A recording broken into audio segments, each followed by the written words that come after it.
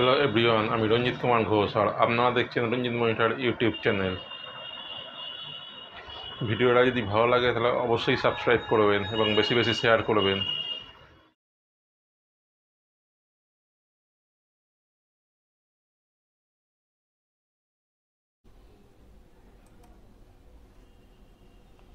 Photoshop 7.0-তে কীভাবে mockup তৈরি করতে চলুন দেখা যাক। প্রথমে ওপেনে ক্লিক করে একটা ক্যান নিয়ে আসছি, তারপর এটাকে বড় করছি জুম টুলের সাহায্যে। একটু বড় করে নিলাম, নেওয়ার পর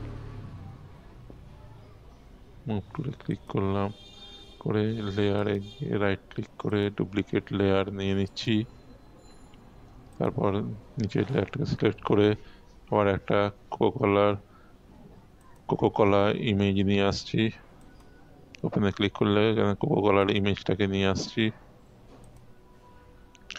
তারপর এটাকে ড্র্যাগ অ্যান্ড ড্রপ করে ইমেজটার নিয়ে যাচ্ছি। ওই উপরের লেয়ারটা অফ করে দিচ্ছি। তারপর এটাকে স্কেলিং করছি।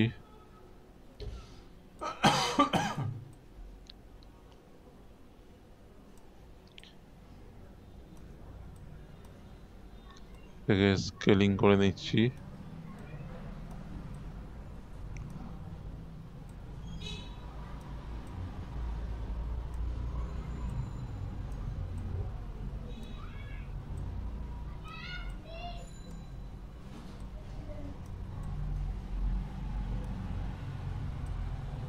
স্কেলিং করছে।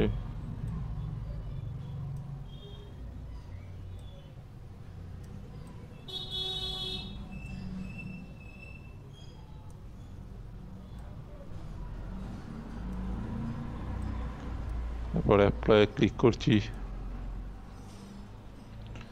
তারপর অপাসিটিটাকে কম করছি, ভেতরের ক্যানটাকে দেখা যায়।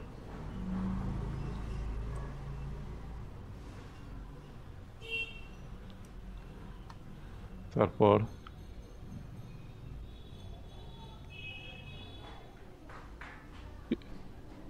এডিট অপশানে যেতে হবে।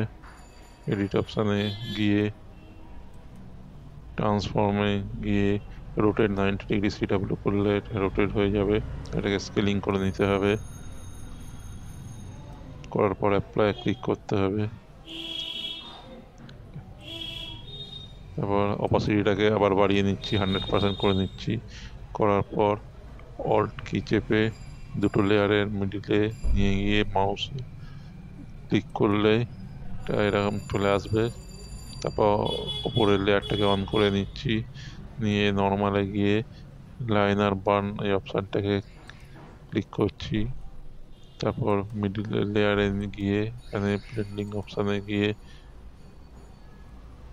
এটাকে ব্লেন্ড করে নিচ্ছি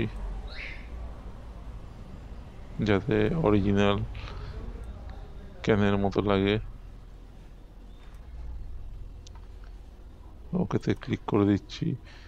এরপর নিচের লেয়ারটাকে সিলেক্ট করছি, করার পর একটা নতুন লেয়ার নিচ্ছি, নতুন লেয়ারটাকে নিচে নিয়ে আসছি, নিয়ে এসে গ্রেডিয়েন্টে ক্লিক করার পর এখান থেকে গ্রেডিয়েন্ট কালার নিতে হবে। আমি ক্যানের কালারটাই নিয়ে নিচ্ছি।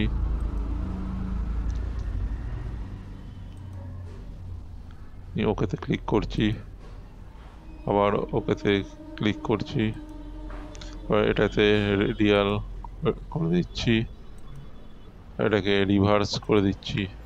দেখুন কত সুন্দর লাগছে।